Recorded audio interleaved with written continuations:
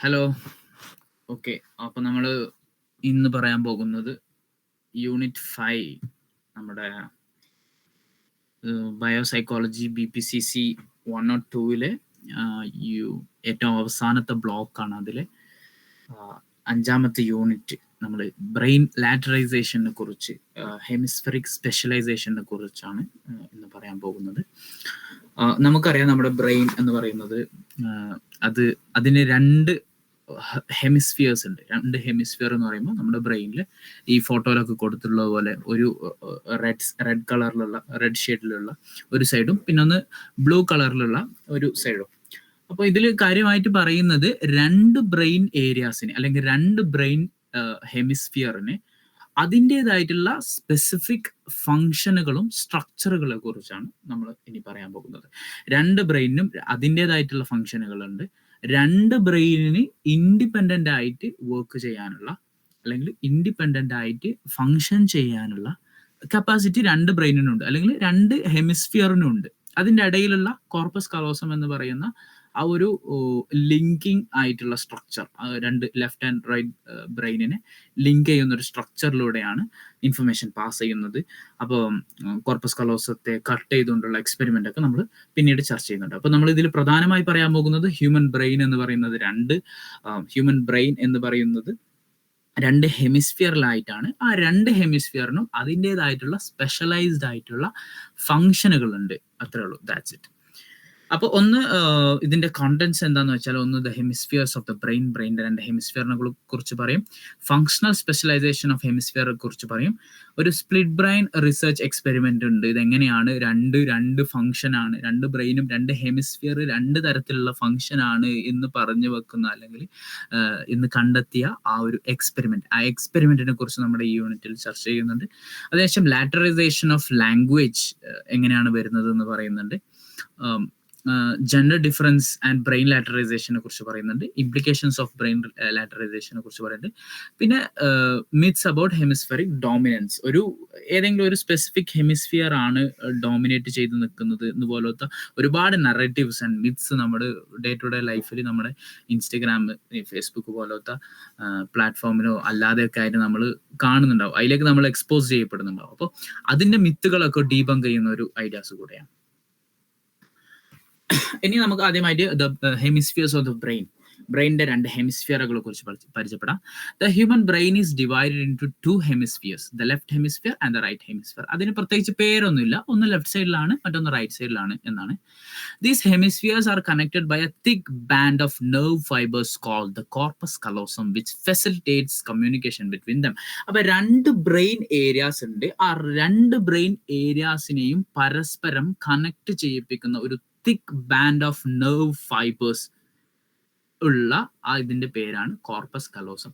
അപ്പോൾ രണ്ട് brain areas ഉണ്ട്. ഇതിൽ കാണിക്കുന്നത് പോലെ ബ്ലൂ കളറിലുള്ള ഒരു ലെഫ്റ്റ് ബ്രെയിൻ ഏരിയ ആൻഡ് ആ ഒരു ഓറഞ്ച് എന്തോ കളറിലുള്ള റൈറ്റ് ബ്രെയിൻ ഏരിയ. അത് രണ്ടിനെയും ലിങ്ക് ചെയ്യുന്നത് ഒരു കോർപ്പസ് കലോസമാണ്. ആ കോർപ്പസ് കലോസം ഒരു തിക്ക് ബാൻഡ് ഓഫ് നെർവ് ഫൈബേഴ്സുകളെ കൊണ്ട് ബിൽഡ് ചെയ്തിട്ടുള്ളതാണ് എന്ന കാര്യം കൂടെ മനസ്സിലാക്കാം. അത്രേ ഉള്ളൂ. പിന്നെ പറയാൻ പോകുന്നത് ഫങ്ഷണൽ സ്പെഷ്യലൈസേഷൻ ഓഫ് ഹെമിസ്ഫിയറിന്റെ ചില പ്രത്യേക ഫംഗ്ഷനുകൾ. ഒന്ന്, നമുക്ക് ആദ്യം ലെഫ്റ്റ് ഹെമിസ്ഫിയറിനെ കുറിച്ച് പരിചയപ്പെടാം. Left hemisphere functions. ഒന്നാമത് ലാംഗ്വേജ് പ്രോസസ്സിംഗ് ആണ്. സ്പീച്ച്, റൈറ്റിംഗ്, റീഡിംഗ്, ലാംഗ്വേജുമായി ബന്ധപ്പെട്ട എന്തും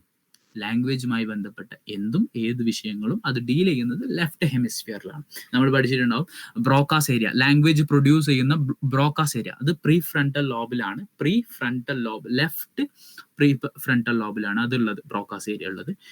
അതേപോലെ തന്നെ അത് സ്പീച്ച് പ്രൊഡക്ഷൻ ഏരിയ ആണ്. അതേപോലെ നമ്മൾ വേർണിക്സ് ഏരിയയെ കുറിച്ച് പഠിച്ചിട്ടുണ്ടാവും. ലാംഗ്വേജ് കോംപ്രഹെൻഡ് ചെയ്യുന്നത്, ലാംഗ്വേജ് നമ്മൾ ഫ്ലുവൻ്റ് ആയി സംസാരിക്കുന്നത് അത് കണ്ടെത്തിയ ആളാണ് വേർണിക്സ്.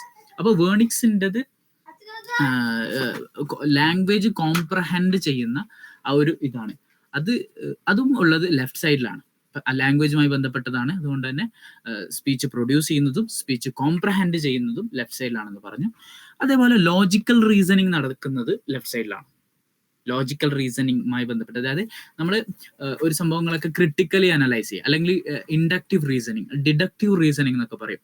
നമ്മൾ ഇപ്പോൾ 100 കാക്കകൾ കറുത്തിട്ടാണ്, അതുകൊണ്ട് ലോകത്തുള്ള എല്ലാ കാക്കകളും കറുത്തിട്ടാണെന്ന് പറയുന്ന ഒരു ഇൻഡക്റ്റീവ് റീസണിങ്. അതേപോലെ ഡിഡക്റ്റീവ് റീസണിങ്, നമ്മൾ അതേപോലെ ഇത് വലുതിൽ ഒരു bottom up processing, top down പ്രോസസ്സിങ്ങിന്റെ സമയത്ത് നമ്മൾ ഇൻഡക്റ്റീവും ഡിഡക്റ്റീവും ഒക്കെ പറഞ്ഞിരുന്നു. അത് ആ ഒരു തരത്തിലുള്ള ലോജിക്കൽ റീസണിങ് നടക്കുന്നത് ലെഫ്റ്റ് ഹെമിസ്ഫിയറിലാണ്. മറ്റേത് പറയുകയാണെന്നുണ്ടെങ്കിൽ അനാലിറ്റിക്കൽ തിങ്കിങ്. അനാലിറ്റിക്കൽ തിങ്കിങ് എന്ന് പറയുമ്പോൾ നമ്മൾ എവിഡൻസ് ബേസ് ചെയ്തുകൊണ്ടുള്ള തിങ്കിങ്, അത് നടക്കുന്നത് ലെഫ്റ്റ് ഹെമിസ്ഫിയറിലാണ്. നമ്മൾ അനാലിറ്റിക്കൽ തിങ്കിങ് എന്ന് പറയുമ്പോൾ നമ്മൾ ക്രിട്ടിക്കലി നമ്മൾ ഇവാലുവേറ്റ് ചെയ്യുന്നത്, ഏതെങ്കിലും ഒരു വിഷയം ഉണ്ടാകുമ്പോൾ അതിന്റെ എല്ലാ ഭാഗവും ചിന്തിച്ച് നോക്കൂലേ നമ്മൾ, അതിന്റെ മൾട്ടി ഡയമെൻഷനൽ ചിന്തിച്ചു നോക്കും. അതിന്റെ പോസിറ്റീവ്, നെഗറ്റീവ്സ്, മെറിറ്റ്സ്, ഡിമെറിറ്റ്സ് എല്ലാം ഒരു ചർച്ച ചെയ്യും. അതൊക്കെ ഒരു പാർട്ട് ഓഫ് അനാലിറ്റിക്കൽ തിങ്കിങ് ആണ്. അതേപോലെ തന്നെ മാത്തമാറ്റിക്കൽ സ്കിൽസ്. മാത്തമാറ്റിക്കൽ സ്കിൽസ് എന്ന് പറയുമ്പോൾ നമ്മൾ ന്യൂമറിക്സ്, നമ്പേഴ്സ് ഉപയോഗിച്ചുകൊണ്ട് ഡീൽ ചെയ്യുന്ന ആളുകൾ, നമ്മുടെ ലൈഫിൽ തന്നെ നമ്മൾ ഒരുപാട് ആളുകൾ കണ്ടിട്ടുണ്ടാവും. അവർക്ക് മാത്സിൽ അല്ലെങ്കിൽ നമ്പേഴ്സ് ഉപയോഗിച്ചുകൊണ്ട് ഡീൽ ചെയ്യാൻ ഭയങ്കര കഴിവുള്ള ആളുകൾ. ഈ കണ്ടക്ടേഴ്സൊക്കെ, ബസ് കണ്ടക്ടേഴ്സിനൊക്കെ ഭയങ്കര മാത്സിൽ ഭയങ്കര കഴിവുള്ള ആളുകളായിരിക്കും. അതേപോലെ തന്നെ ഷോപ്പിൽ നിൽക്കുന്ന ആളുകൾക്കൊക്കെ മാത്സിൽ ഭയങ്കര, പെട്ടെന്ന് അവർ അതുമായി ഡീൽ ചെയ്യുന്ന ആളുകളായതുകൊണ്ട് തന്നെ പെട്ടെന്ന് ചില്ലറ കൊടുക്കാനൊക്കെ അവർ ചിന്തിക്കും. കറക്റ്റ് ചില്ലറ കൊടുക്കും, ഒരുപാട് ടൈമൊന്നും എടുക്കാതെ ചില്ലറ കൊടുക്കും. ആ ഒരു പൈസ ഡീലിങ് അവർക്കുള്ള ഒരു പ്രത്യേകതരം സ്കില്ല് മാത്തമാറ്റിക്കൽ സ്കിൽസ് ആണ്. അപ്പോൾ നമ്മുടെയും എല്ലാവരുടെയും മാത്തമാറ്റിക്കൽ സ്കിൽസ് ഏറ്റവും കൂടുതൽ വർക്ക് ചെയ്യുന്നത്, അല്ലെങ്കിൽ അത് റിലേറ്റഡ് ആയി കിടക്കുന്നത് നമ്മുടെ ലെഫ്റ്റ് ബ്രെയിൻ ഹെമിസ്ഫിയറിലാണ് എന്നുള്ള കാര്യം മനസ്സിലാക്കുക. അടുത്തതായി റൈറ്റ് ഹെമിസ്ഫിയർ ഫങ്ഷൻസ് ആണ്. റൈറ്റ് ഹെമിസ്ഫിയറിൽ നമ്മുടെ റൈറ്റ് സൈഡ് ഓഫ് ബ്രെയിൻ എങ്ങനെയാണ് പ്രധാനമായും വർക്ക് ചെയ്യുന്നത്? ഒന്ന് സ്പേഷ്യൽ അവയർനെസ്സിലാണ്. സ്പേഷ്യൽ അവയർനെസ് എന്ന് പറയുമ്പോൾ സ്ഥലങ്ങളെ കുറിച്ച്, വഴികള്, പിന്നെ നാവിഗേഷനുമായി അങ്ങനെ നാവിഗേറ്റ് ചെയ്യുന്ന ഒരു പ്രത്യേകതരം കഴിവ്, അല്ലെങ്കിൽ അതിന്റെ ഒരു അവയർനെസ് ഒക്കെ സംഭവിക്കുന്നത് റൈറ്റ് ഏരിയാസിലാണ്. ഇപ്പൊ നമുക്ക് തന്നെ അറിയുന്നുണ്ടാവും, നമ്മുടെ ഫ്രണ്ട്സിൽ ഒരുപാട് ആളുകൾ, ചില ആളുകൾക്ക് വഴി എത്ര പോയാലും നമ്മുടെ ഏത് വഴിയിലാണ് വന്നത്, അല്ലെങ്കിൽ വന്ന വഴി മറന്നു പോകുന്ന ഒരു സ്വഭാവമുള്ള ആളുകൾ ഉണ്ടാവും. ഏത് റൂട്ടിലാണ് വന്നത്, എവിടെയെങ്കിലൊക്കെ പോകുമ്പോൾ മറന്നു പോയിട്ടുണ്ടാവും. അതേ സമയത്ത് തന്നെ നമ്മൾ എത്രയും ഡിഫിക്കൽട്ട് ആയിട്ടുള്ള റൂട്ടിലൂടെ പോയാലും ആ റൂട്ടുകൾ തിരിച്ച് വന്ന വഴി എങ്ങനെയാണോ നമ്മൾ വന്നത് അതേപോലെ തിരിച്ച് പോകാൻ കഴിയുന്ന ആളുകളും ഉണ്ടാവും. അവർക്കൊക്കെ പ്രത്യേകതരമായിട്ടുള്ള ഒരു സ്പേഷ്യൽ അവയർനെസ് ഉണ്ടാവും. അപ്പൊ അത് ഉള്ളത്, അല്ലെങ്കിൽ നമ്മുടെ എല്ലാ സ്പേഷ്യൽ അവയർനെസ് കൃത്യമായി വർക്ക് ചെയ്യുന്നത് അത് നമ്മുടെ റൈറ്റ് ഹെമിസ്ഫിയറിലാണ് എന്നുള്ള കാര്യം മനസ്സിലാക്കുക. അതേപോലെ റെക്കഗ്നീഷൻ ഓഫ് സ്പേസസ്. ചില ആളുകളുണ്ട് നമ്മുടെ ഇടയിൽ തന്നെ മുഖം മറക്കും. ആളെ ഓർമ്മ ഉണ്ടെങ്കിലും നമ്മൾ അവരുടെ മുഖം കണ്ട് പരിചയമുണ്ടാവും, മുഖം മറന്നിട്ടുണ്ടാവും. ആളെ പേര് ഓർമ്മ ഉണ്ടാവും, മുഖം മറന്നിട്ടുണ്ടാവും. കുറെ കാലം കഴിഞ്ഞിട്ട് പിന്നെയും ഫേഷ്യൽ റെക്കഗ്നീഷൻ കറക്റ്റ് നടക്കില്ല. അപ്പോൾ നമ്മുടെ ആ ഒരു ഫേഷ്യൽ റെക്കഗ്നീഷൻ ഒക്കെ കറക്റ്റ് നടക്കുന്നത് റൈറ്റ് ഹെമിസ്ഫിയറിലാണ്. പിന്നെ മ്യൂസിക് ആൻഡ് ആർട്ടിസ്റ്റിക് എബിലിറ്റീസ്, അതുള്ളതും റൈറ്റ് ഹെമിസ്ഫിയറിലാണ്. ഈ മ്യൂസീഷ്യൻസ് ഉണ്ടാവുമല്ലോ, അവരുടെ ബാർസ്, പിന്നെ ഈ ബീറ്റുകൾ, ഇതൊക്കെ ഒരു കമ്പോസ് ചെയ്യുന്ന കുറെ ആർട്ടിസ്റ്റുകൾ നമുക്ക് അറിയുന്നുണ്ടാവും. അവരുടെ ഒക്കെ ഒരു ഇന്റലിജൻസ് ഏറ്റവും കൂടുതൽ വർക്ക് ചെയ്യുന്നത്, അല്ലെങ്കിൽ അവർ ഇൻസ്ട്രുമെന്റ് പ്ലേ ചെയ്യുമ്പോൾ ചില ആളുകൾക്ക്, നമുക്കൊക്കെ ഇപ്പൊ എത്രയാണെങ്കിലും നമ്മൾ മ്യൂസിക് പ്ലേ ചെയ്യാനോ അല്ലെങ്കിൽ അതിന്റെ ഇൻസ്ട്രുമെന്റ് പ്ലേ ചെയ്യാനോ ഒരു പ്രത്യേകതര സ്കില്ല് അതൊന്നും അധികം കിട്ടാറില്ല. ആ ഒരു എബിലിറ്റീസ് കുറവുണ്ടാവും. പക്ഷെ ഇതൊക്കെ ഉള്ള ആളുകൾ, അതായത് ഈ ഇൻസ്ട്രുമെന്റ് നല്ല അടിപൊളിയായിട്ട് പ്ലേ ചെയ്യാൻ കഴിയുന്ന ആളുകൾ അവരുടെ റൈറ്റ് ഹെമിസ്ഫിയറിലാണ് ഏറ്റവും കൂടുതൽ ഉപയോഗിക്കുന്നത്. മറ്റൊന്ന് ഇമോഷണൽ എക്സ്പ്രഷൻ ആൻഡ് പ്രോസസ്സിങ് നടക്കുന്നത്. മറ്റൊരാളുടെ ഇമോഷൻ നമ്മൾ മനസ്സിലാക്കുക, അതിനെ കുറിച്ചാണ് പ്രോസസ്സിങ് എന്ന് പറയുന്നത്. പിന്നെ ഇമോഷൻ എക്സ്പ്രഷൻ, നമ്മൾ കറക്റ്റായിട്ട് നമ്മുടെ വിഷമമോ സന്തോഷമോ എന്താണോ എന്നുള്ളത് കൃത്യമായിട്ട് എക്സ്പ്രസ് ചെയ്യുക. അതിനൊക്കെ സഹായിക്കുന്ന ഒരു ഹെമിസ്ഫിയർ ആണ് റൈറ്റ് ബ്രെയിൻ ഹെമിസ്ഫിയർ. ഇത് പഠിക്കാൻ വേണ്ടി മയേഴ്സ് ആൻഡ് സ്പെറീസ് ഒരു എക്സ്പെരിമെന്റ് നടത്തി നോക്കുന്നുണ്ട്. സ്പ്ലിറ്റ് ബ്രെയിൻ റിസർച്ച് എന്നാണ് പറയുക. അത് നിങ്ങൾ കൃത്യമായിട്ട് അതിന്റെ ഒരു സ്ട്രക്ചർ ഒക്കെ നമ്മളെ യൂട്യൂബിൽ വീഡിയോ ഉണ്ട്, അതിനെ കുറിച്ച് കൃത്യമായിട്ട് എങ്ങനെയാണ് മയേഴ്സ് ആൻഡ് സ്പെറി എക്സ്പെരിമെന്റ് നടത്തി നോക്കുന്നതെന്ന്, എങ്ങനെയാണ് ഈ കോർപ്പസ് കലോസം സിവിയർ ചെയ്തിട്ട് കോർപ്പസ് കലോസത്തെ ഡാമേജ് ചെയ്യിപ്പിച്ചിട്ട് രണ്ട് ഹെമിസ്ഫിയേഴ്സ് എങ്ങനെയാണ് എത്രത്തോളം ഇൻഡിപെൻഡന്റ് ആയിട്ട് വർക്ക് ചെയ്യുന്നുണ്ട് എന്ന് മനസ്സിലാക്കിയ ഒരു ഫൈൻഡിങ് ആണ് മയേഴ്സ് ആൻഡ് സ്പെറീസ് എക്സ്പെരിമെന്റ്. ഇതിന്റെ ഫൈൻഡിങ് എന്താന്ന് വെച്ചാൽ, when visual information is presented to the left visual field processed by the right hemisphere, അതായത് ലെഫ്റ്റ് വിഷ്വൽ ഫീൽഡ് എന്ന് പറയുമ്പോൾ ലെഫ്റ്റ് കണ്ണിലേക്ക് കൊടുക്കണം, ലെഫ്റ്റ് കണ്ണിലേക്ക് കൊടുക്കുമ്പോൾ അത് റൈറ്റ് ഹെമിസ്ഫിയറിലേക്കാണ് പോകുക. അതൊരു കോൺട്രാലാറ്ററൽ ആയിട്ടാണ് നമ്മുടെ നിങ്ങൾ പഠിച്ചിട്ടുണ്ടാവും മുമ്പ് കണ്ണ് എങ്ങനെ, അല്ലെങ്കിൽ നമ്മുടെ വിഷ്വൽ സിസ്റ്റം, ഓഡിഷൽ സിസ്റ്റം എങ്ങനെ വർക്ക് ചെയ്യുന്നു എന്നുള്ളത്. അപ്പോൾ ലെഫ്റ്റ് വിഷ്വൽ ഫീൽഡിലേക്ക് കാണിച്ചു കൊടുക്കുന്ന സംഭവം വരുന്നത്, പ്രോസസ്സ് ചെയ്യുന്നത് right ഹെമിസ്ഫിയറിലാണ്. Patients may not be able to verbalize it because the right hemisphere lacks speech function. അതാണ് ഇവർ കണ്ടെത്തിയത്. അപ്പോൾ ലെഫ്റ്റ് വിഷ്വൽ ഫീൽഡിലേക്ക്, ലെഫ്റ്റ് കണ്ണിലേക്ക് കാണിച്ചു കൊടുത്ത ആ ഒരു സ്റ്റിമുലൈ, അത് പ്രോസസ്സിങ് നടന്നത് റൈറ്റ് ഹെമിസ്ഫിയറിലാണ്. പക്ഷേ ഇവർക്കൊരു ഒരു സ്ക്രൂ ഡ്രൈവർ, അങ്ങനെ ആ ഒരു എക്സ്പെരിമെന്റ് നിങ്ങൾ കൃത്യമായിട്ട് എടുത്തിട്ട് വീഡിയോ നോക്കിയാൽ മതി. ഒരു സംഭവം കാണിച്ചു കൊടുക്കുന്നുണ്ട്, പെന്നാണോ ഇതാണോ, ഒരു വസ്തു കാണിച്ചു കൊടുക്കുന്നുണ്ട്. എന്നിട്ട് പറയും ഇതിന്റെ പേരെന്താണ്. പക്ഷെ അവർക്ക് പേര് പറയാൻ കഴിയുന്നില്ല. അവർക്ക് ഇതെന്താണെന്ന് മനസ്സിലാകുന്നുണ്ട്. അവരോട് തൊട്ട് കാണിക്കാൻ പറയുമ്പോൾ അവർ തൊട്ട് കാണിച്ചും കൊടുക്കുന്നുണ്ട്, ഇതാണ് സാധനം എന്ന് തൊട്ട് കാണിക്കുന്നുണ്ട്. പക്ഷെ ഇവർക്ക് പേര് പറയാൻ കഴിയുന്നില്ല. കാരണം എന്താണെന്ന് വെച്ചാൽ പേര് വേർബലൈസ് ചെയ്യുന്ന ആ ഒരു എബിലിറ്റി ഉള്ളത് ലെഫ്റ്റ് ഹെമിസ്ഫിയറിലാണ്. അവരുടെ ലെഫ്റ്റ് ഹെമിസ്ഫിയർ വർക്ക് ചെയ്യുന്നില്ല. കാരണം എന്താണെന്ന് വെച്ചാൽ അവരുടെ കോർപ്പസ് കലോസം ഡാമേജ് ആയിട്ടുണ്ട്, കോർപ്പസ് കലോസം സിവിയർ ചെയ്തിട്ടുണ്ട്. അപ്പോഴാണ് ഇവർക്ക് മനസ്സിലാകുന്നത് കോർപ്പസ് കലോസമാണ് കമ്മ്യൂണിക്കേഷന് വേണ്ടി വർക്ക് ചെയ്യുന്നത്. റൈറ്റ് ഹെമിസ്ഫിയറിൽ നിന്നും ലെഫ്റ്റ് ഹെമിസ്ഫിയറിലേക്ക് ഇൻഫർമേഷൻ പാസ് ചെയ്യുന്നത് ആ കോർപ്പസ് കലോസമാണ്. അവിടെ സിവിയർ ചെയ്താൽ റൈറ്റ് ഹെമിസ്ഫിയറിന്റെ ഫംഗ്ഷൻ ആയിട്ടുള്ള ഫേഷ്യൽ റെക്കഗ്നീഷൻ അല്ലെങ്കിൽ വിഷ്വൽ റെക്കഗ്നീഷൻ നടക്കുന്നുണ്ട്. പക്ഷേ ലെഫ്റ്റ് ഹെമിസ്ഫിയറിന്റെ ഫംഗ്ഷൻ ആയിട്ടുള്ള വേർബലൈസേഷൻ നടക്കുന്നില്ല എന്ന് മനസ്സിലാക്കുന്നത്. അതിലൂടെയാണ് ഈ വിഷയം മനസ്സിലാക്കുന്നത്. എന്താന്ന് വെച്ചാൽ റൈറ്റ് ഹെമിസ്ഫിയറിലാണ് റെക്കഗ്നിഷൻ നടക്കുന്നതെന്നും ലെഫ്റ്റ് ഹെമിസ്ഫിയറിലാണ് വേർബലൈസേഷൻ നടക്കുന്നതെന്നുള്ള ആ ഒരു ഫൈൻഡിങ് വരുന്നത് അവരുടെ എക്സ്പെരിമെന്റിലൂടെയാണ്. However, they may still respond to the stimulus using their left hand controlled by the right hemisphere. അതും അത്ഭുതപ്പെടുത്തി. നമ്മുടെ ഒരു കോൺട്രാലാറ്ററൽ ആയിട്ടുള്ള റിലേഷൻഷിപ്പ് ആണല്ലോ. അപ്പോൾ അവർ റെസ്പോണ്ട് ചെയ്യുന്നുണ്ട്, ലെഫ്റ്റ് ഹാൻഡ് ഉപയോഗിച്ചുകൊണ്ടാണ് അവർ റെസ്പോണ്ട് ചെയ്യുന്നത്. കാരണം എന്താ വെച്ചാൽ റൈറ്റ് ഹെമിസ്ഫിയർ ആണല്ലോ വർക്ക് ചെയ്യുന്നത്. റൈറ്റ് ഹെമിസ്ഫിയർ കൺട്രോൾ ചെയ്യുന്നത് ലെഫ്റ്റ് സൈഡ് ഓഫ് ദ ബോഡിയാണ്. Left side, left leg, left hand ഒക്കെ കൺട്രോൾ ചെയ്യുന്നത് റൈറ്റ് ഹെമിസ്ഫിയർ ആണ്. അപ്പൊ അതും വർക്ക് ചെയ്യുന്നതായിട്ട് അവർ കണ്ടെത്തി. ഇതാണ് ആ ഒരു എക്സ്പെരിമെന്റ്. ഇവരോട് കീ എടുക്കാനാണ് പറയുന്നത്. ഓക്കെ, കീ എടുക്കാനാണ് പറയുന്നത്. കീ എന്ന് പറയുന്നു. അങ്ങനെ ആ ഒരു എക്സ്പെരിമെന്റിനെ കുറിച്ച് നിങ്ങൾ കൃത്യമായിട്ട് യൂട്യൂബിൽ കണ്ടാൽ അദ്ദേഹം റെസ്പോണ്ട് ചെയ്യുന്നതും ഏത് സ്റ്റിമുലയാണ് കാണിച്ചു കൊടുക്കുന്നതും എന്നൊക്കെ കൃത്യമായിട്ട് പറയുന്നുണ്ട്.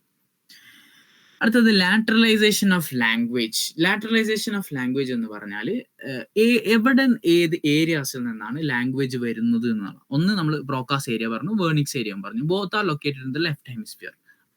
സോ ദ ലെഫ്റ്റ് ഹെമിസ്ഫിയർ അല്ലെങ്കിൽ ഈ രണ്ട് areas are critical for language production and comprehension respectively. അതായത് ബ്രോക്കാസ് ഏരിയ ലാംഗ്വേജ് പ്രൊഡക്ഷന് വേണ്ടി ഉപയോഗിക്കുന്നു, വേർണിക്സ് ഏരിയ ലാംഗ്വേജ് കോംപ്രഹെൻഷന് വേണ്ടി. അതായത് ലാംഗ്വേജ് പ്രൊഡക്ഷൻ നടക്കണം എന്നുണ്ടെങ്കിൽ, ലാംഗ്വേജ് പ്രൊഡക്ഷൻ എന്ന് പറയുമ്പോൾ നമുക്ക് ലാംഗ്വേജ് പറയാൻ കഴിയാതിരിക്കാം.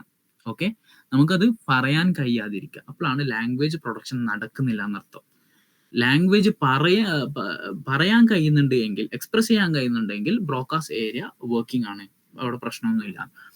മറ്റൊന്നാണ് വേർണിക്സ് ഏരിയ. വേർണിക്സ് ഏരിയ എന്ന് പറയുമ്പോൾ ലാംഗ്വേജ് കോംപ്രഹെൻഷൻ നടക്കുന്നില്ല എന്ന് പറയുമ്പോൾ വേറെ ആൾ പറയുന്ന ലാംഗ്വേജോ എഴുതുന്ന ഇതോ നമുക്ക് കറക്റ്റായിട്ട് മനസ്സിലാവണില്ല, അല്ലെങ്കിൽ നമ്മൾ തന്നെ പ്രൊഡ്യൂസ് ചെയ്യാൻ ശ്രമിക്കുന്നുണ്ട്, പക്ഷെ അതൊന്നും ഫ്ലുവൻ്റ് അല്ല, ഭയങ്കര ബ്രോക്കൺ ആയിട്ടുള്ള ലാംഗ്വേജ് ഉപയോഗിക്കുന്നത്. അങ്ങനെയാണെന്നുണ്ടെങ്കിൽ അത് വേർണിക്സ് പ്രൊഡക്ഷൻ നടക്കുന്നുണ്ട്, പക്ഷെ കൃത്യമായി നടക്കുന്നില്ല. അപ്പോൾ വേർണിക്സ് ഏരിയ നമുക്കത് മനസ്സിലായില്ല എന്നർത്ഥം, കൃത്യമായി നടക്കുന്നില്ല. അപ്പോൾ വേർണിക്സ് ഏരിയയിലാണ് ഡാമേജ് ഉള്ളത്. അപ്പൊ ഇത് രണ്ടിനും അതിൻ്റെതായിട്ടുള്ള പേരുണ്ട്. Damage to these areas result in different types of aphasia. Aphasia എന്നാണ് പറയുക. ലാംഗ്വേജിൽ ബുദ്ധിമുട്ടുള്ള ആളുകൾ, ലാംഗ്വേജ് ഇമ്പയർമെന്റ് ഉണ്ടാകുന്നതിനെ കുറിച്ച് നമ്മൾ അഫേസിയ എന്ന് പറയും. സോ ബ്രോക്കാസ് അഫേസിയ എന്ന് പറഞ്ഞാൽ impaired speech production. Wernicke's aphasia എന്ന് പറഞ്ഞാൽ impaired language comprehension. Wernicke's area language കോംപ്രഹെൻഷനിലെ പ്രശ്നം, ബ്രോക്കാസ് ഏരിയ ലാംഗ്വേജ് പ്രൊഡക്ഷനിലെ പ്രശ്നം. മെത്തേഡ്സ് ടു സ്റ്റഡി ബ്രെയിൻ ലാറ്ററൈസേഷനെ കുറിച്ച് പഠിക്കാനുള്ള മെത്തേഡ്സ് ആണ്. ഒന്ന് ബ്രെയിൻ ഇമേജിംഗ് ടെക്നിക്സ് എന്ന് പറയുമ്പോൾ, ഒന്ന് ടൂൾസ് ലൈക്ക് EEG, ഇലക്ട്രോ എൻസെഫലോഗ്രഫി. നമ്മൾ ഇലക്ട്രോഡ്സ് ബ്രെയിനിൽ വെച്ച് നോക്കി, നമ്മൾ ഇതിന്റെ മുമ്പ് യൂണിറ്റുകളിലൊക്കെ നമ്മൾ പഠിച്ചു എങ്ങനെയാണ് ബ്രെയിൻ മെത്തേഡ്സ്, എങ്ങനെയാണ് ബ്രെയിൻ ഇമാജിനിങ് ടെക്നിക്സ് എങ്ങനെയാണ് വർക്ക് ചെയ്യുന്നത് നമ്മൾ മുമ്പ് പഠിച്ചു. ഇലക്ട്രോ എൻസെഫലോഗ്രഫി, ഇലക്ട്രോഡ്സ് വെച്ചിട്ട് നമ്മുടെ ന്യൂറൽ ആക്ടിവിറ്റി എങ്ങനെയാണ് വർക്ക് ചെയ്യുന്നത് കണ്ടെത്തുന്ന, അല്ലെങ്കിൽ അതിന്റെ ഇമേജ് ജനറേറ്റ് ചെയ്യുന്ന ഒരു പരിപാടിയാണ് EEG. അതേപോലെ തന്നെ PET എന്ന് പറയുമ്പോൾ ഹ്യൂമൻ ബ്രെയിനിലുള്ള മെറ്റാബോളിസം എങ്ങനെയാണ് വർക്ക് ചെയ്യുന്നത്, അതൊരു ഫങ്ഷണലാണ്. PET ഒരു ഫങ്ഷണൽ ഇതാണ്. EEG ഒരു സ്ട്രക്ചർ ബ്രെയിൻ സ്ട്രക്ചറിനെ പിക്ചറൈസ് ചെയ്യാനുള്ളതാണ്. PET ബ്രെയിൻ ഫങ്ഷനെ പിക്ചറൈസ് ചെയ്യാനുള്ളതാണ്. നമ്മുടെ മെറ്റാബോളിസം എങ്ങനെ വർക്ക് ചെയ്യുന്നു എന്നുള്ളതാണ് PET കണ്ടെത്തുന്നത്. ആൻഡ് FMRI വർക്ക് ചെയ്യുന്നത് എങ്ങനെയാണെന്ന് വെച്ചാൽ നമ്മളെ ബ്ലഡ് ഓക്സിജൻ ലെവൽ എങ്ങനെയാണ് പ്രൊഡ്യൂസ് ചെയ്യുന്നത്, എത്രത്തോളം പ്രൊഡ്യൂസ് ചെയ്യുന്നുണ്ട് എന്നുള്ള അതും ഫങ്ഷനുമായി ബന്ധപ്പെട്ടാണ്. അപ്പോൾ ഒരു ഫങ്ഷൻ പിക്ചറൈസ് ചെയ്യാൻ വേണ്ടിയിട്ടാണ് FMRI ഉള്ളത്. അപ്പോൾ ഈ 3 ടെക്നിക്കുകളാണ് റിസർച്ചേഴ്സിനെ സഹായിക്കുന്നത്. അതേപോലെ Wada test, sodium amytal test എന്ന് പറയും. Involves injecting an anaesthetic into one hemisphere via the carotid artery or temporary disabled it. ആ ഒരു ഏരിയയെ അനസ്തേഷ്യ കൊടുത്തിട്ട് ഇൻജെക്ട് ചെയ്യാണ്. അതാണ് സോഡിയം അമിറ്റാൽ ടെസ്റ്റ് എന്ന് പറയും. ഒരു സോഡിയം സൊല്യൂഷൻ എന്ത് ചെയ്യുന്നു എന്ന് വെച്ചാൽ സ്പെസിഫിക് ബ്രെയിൻ ഏരിയയിലേക്ക്, ഹെമിസ്ഫിയറിലേക്ക് ഇൻജെക്ട് ചെയ്തിട്ട് അനസ്തെറ്റിക് ആക്കി കൊടുക്കുകയാണ്. അപ്പോൾ മനസ്സിലാവും അതിന്റെ functions. To determine which hemisphere is responsible for language and memory, ഏത് മെമ്മറി ഏരിയാസ് ആണ് റെസ്പോൺസിബിൾ എന്നറിയാൻ വേണ്ടിയിട്ട് സോഡിയം അമിറ്റാൽ ടെസ്റ്റും ഉപയോഗിക്കും. മറ്റൊന്നാണ് ഡൈക്കോട്ടിക് ലിസണിങ് ടെസ്റ്റ്. വളരെ ഫേമസ് ആയിട്ടുള്ള ഡൈക്കോട്ടിക് ലിസണിങ് ടാസ്ക് എന്ന് പറയുന്നത് technique way different sounds are played into each ear. ഒരു ഹെഡ്സെറ്റ് വെച്ച് കൊടുക്കുന്നു, 2 സൈഡുകളിലേക്ക് 2 കേൾപ്പിച്ചു കൊടുക്കുന്നു. 2 തരത്തിലുള്ള പാട്ടോ എന്താന്ന് വെച്ചാൽ കേൾപ്പിച്ചു കൊടുക്കുന്നു. ഇതിവിടെ ഇപ്പം ഇതിൽ ഈ ഒരു ടെസ്റ്റിൽ എങ്ങനെയാന്ന് വെച്ചാൽ ഒരു ഭാഗത്ത് ഇയാൾ ഇൻപുട്ടുകൾ അറ്റൻഡ് ചെയ്യുന്നത് എങ്ങനെയാന്ന് നോക്കിക്കോ. ഒന്ന് president Lincoln often read by the light of the fire. Left സൈഡിലേക്ക് കേൾപ്പിച്ചു കൊടുക്കുന്നു, അത് മനസ്സിലാക്കുന്നു. The horses galloped across the field എന്ന് കേൾപ്പിച്ചു കൊടുക്കുന്നു. പക്ഷെ അത് മനസ്സിലാവുന്നില്ല, അത് ഇതാക്കാൻ കഴിയുന്നില്ല. കാരണം ലെഫ്റ്റ് സൈഡിലേക്കാണ് വരുന്നത്, ലെഫ്റ്റ് ഇയറിലേക്കാണ് വരുന്നത്. ലെഫ്റ്റ് ഇയറിലേക്ക് എന്ന് പറയുമ്പോൾ അത് റൈറ്റ് സൈഡിലേക്കാണ് പോവുക, റൈറ്റ് ബ്രെയിൻ ഹെമിസ്ഫിയറിലേക്കാണ് പോവുക. അവിടെ ലാംഗ്വേജ് പ്രോസസ്സിങ് ഇല്ലല്ലോ, ലെഫ്റ്റിലാണല്ലോ ഉള്ളത്.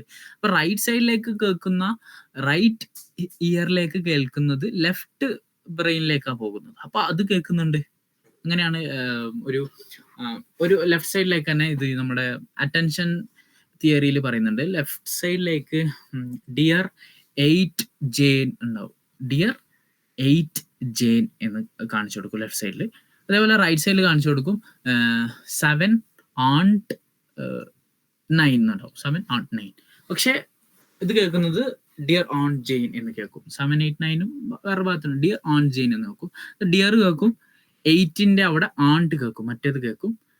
പിന്നെ കേൾക്കുന്നത് ജെയിൻ എന്ന കേൾക്കാം. അപ്പോൾ ഇതിൽ മനസ്സിലാക്കുന്നത് നമ്മൾ എത്രത്തോളം അറ്റൻഷൻ കൊടുക്കാൻ പറ്റും എന്നുള്ളത്. അത് ഈ വിഷയവുമായിട്ട് ബന്ധമുണ്ടോ എന്ന് ചോദിച്ചാൽ ഡൈക്കോട്ടിക് ലിസണിങ് ടെസ്റ്റ് ആണ് അവിടെയും നടത്തുന്നത്. അവിടെ നമ്മൾ അറ്റൻഷൻ കൊടുക്കുന്നു, നമ്മുടെ കോഗ്നിറ്റീവ് പ്രോസസ്സ് ഇൻവോൾവ് ചെയ്യുന്നുണ്ട്, നമ്മൾ അറ്റൻഷൻ കൊടുക്കുന്നുണ്ട്. ഇവിടെ അറ്റൻഷൻ കൊടുക്കുന്നില്ല എന്നുള്ള ആ ഒരു വ്യത്യാസം മാത്രമേ ഉള്ളൂ. ഇനി പറയാൻ പോകുന്നത് ഇംപ്ലിക്കേഷൻ ഓഫ് ബ്രെയിൻ ലാറ്ററൈസേഷൻ.